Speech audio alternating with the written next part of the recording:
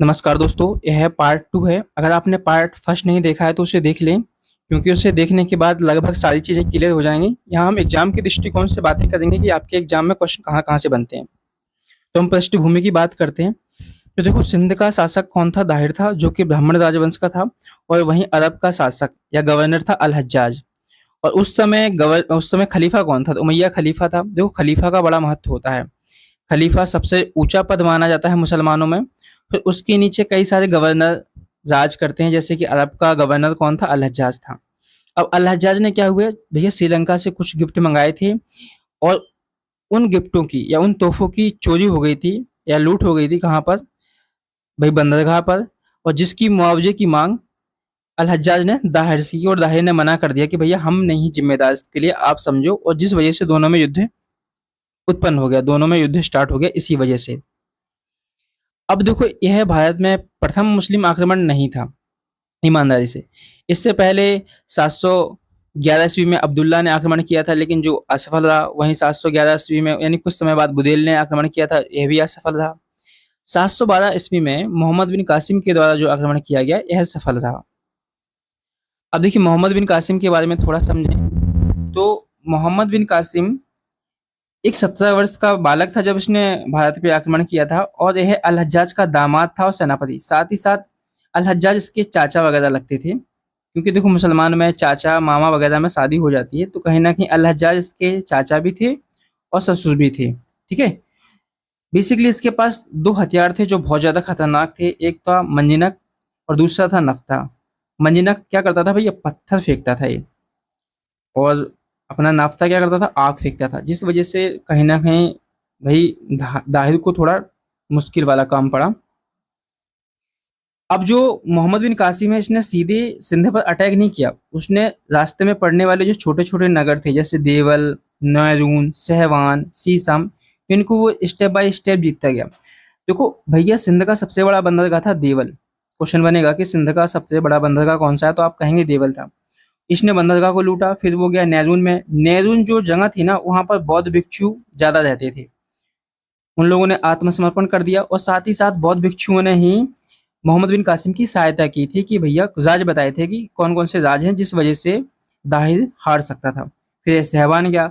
सहवान में है ना, दाहिर के चचेरे भाई बजहरा का शासन था, जो कि बहुत ही ज्यादा भैया कह सकते हैं कि कायर था और भाग गया था। सहवान में किसका शासक था? बजहरा का शासन था। अब होता है दाहिर और मोहम्मद बिन कासिम का मुकाबला। और इस मुकाबले में आप जानते हैं कि दाहिर को वीरगति की प्राप्ति हुई और वो मारा जाता है। इसमें उसके पुत्र जय सिंह की भी मृत्यु हो जाती है। साथ ही साथ जय सिंह की माँ लाडली बाई और उसकी जो बहनें थी सूर्या देवी, परमा देवी, इनको बंदी बना लिया जाता है। अब आगे देखते हैं कि देखो, जो क्वेश्चन बनता है कि सिंध की राजधानी क्या थी, तो भैया सिंध की राजधानी आलौर थी, है ना, जहाँ पर मोहम्मद बिन कासिम ने अधिकार कर लिया था। यहाँ पर आपको यह याद रखना है कि सिंध की राजधानी क्या थी? आलौर थी। अब जब वो जाने लगा वापिस, तो उसे एक मुल्तान नगर मिला 713 ईस्वी में। मुल्तान में बहुत ज्यादा सोना था, इसी वजह से मोहम्मद बिन कासिम ने मुल्तान को स्वर्ण नगरी की उपाधि प्रदान की। तो इतना याद करना है कि मुल्तान को स्वर्ण नगरी किस व्यक्ति ने कहा था, तो वो मोहम्मद बिन कासिम ने कहा था। मोहम्मद बिन कासिम का अंत कैसे हुआ, तो इसके बारे में हम पढ़ चुके हैं कि सूर्या देवी और परमल देवी ने सुलेमान को भैया कान भरे कि ये व्यक्ति बेकार है, इन लोगों ने हमारे साथ गलत किया है, तो जिस वजह से सुलेमान ने क्या किया था? फिर मोहम्मद बिन कासिम की हत्या कर दी थी। जहां से क्वेश्चन बनते हैं उन पे आते हैं। देखो, हमें मध्यकालीन इतिहास में यानी मोहम्मद बिन मोहम्मद बिन कासिम के बारे में जानकारी कहाँ से मिलती है, अरब आक्रमण के बारे में जानकारी कहाँ से मिलती है, तो एक ग्रंथ है चचनामा। चचनामा की जो भाषा है ना, वो अरबी भाषा है। लेकिन आज तक हमें इनके लेखक के बारे में कोई जानकारी नहीं है, लेकिन ये पता है कि इसका जो फारसी अनुवाद है वो अली कूफी ने किया था। देखो, दिल्ली सल्तनत की अगर मैं तुमसे पूछूं कि वहाँ की राजकीय भाषा क्या थी, तो वो फारसी थी। ठीक है, फारसी भाषा थी। यानी फारसी भाषा का मध्यकाल में बहुत ज्यादा प्रचलन था। अब अरब के थे तो वो अरबी भाषा उनकी मूल होगी।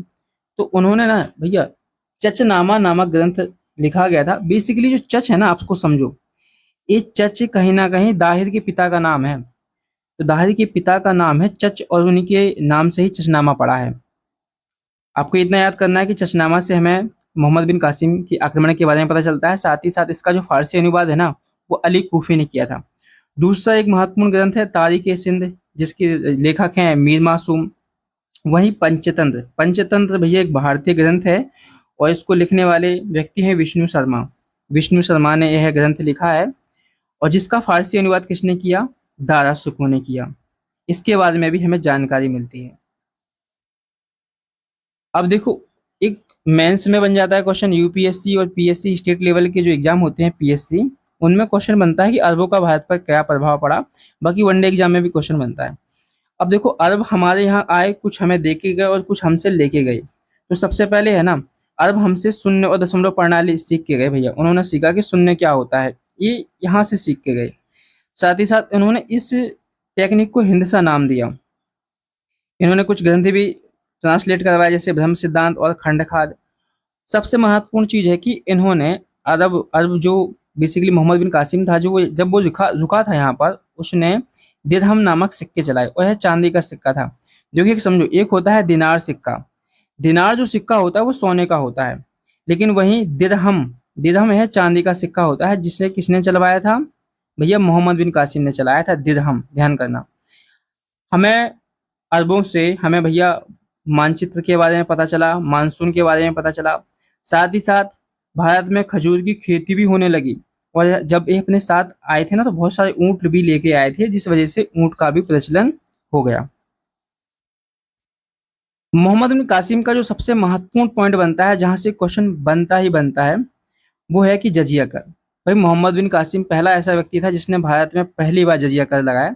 जजिया कर का मतलब होता है कि भैया गैर मुसलमानों से लिया जाने वाला कर ना, जो मुसलमान है उन्हें नहीं देना पड़ेगा। ठीक है, यानी गैर मुसलमान, यानी जो मुसलमान नहीं है उनको कर देना पड़ेगा।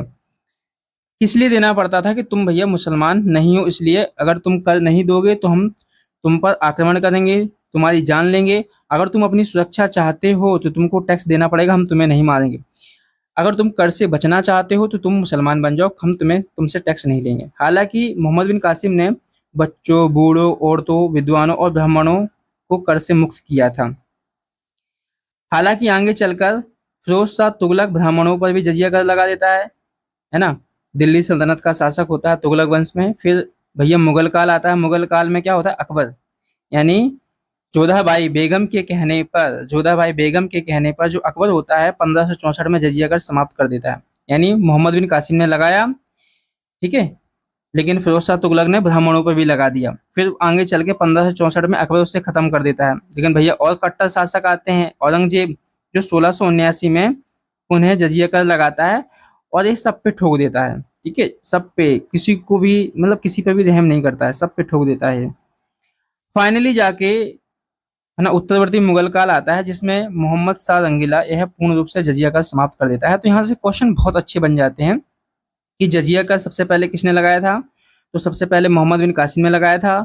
फिर जिसने देखो इन लोगों को छूट दी थी, लेकिन आगे चल के जो फिरोज शाह तुगलक होता है वो ब्राह्मणों पर भी लगा देता है।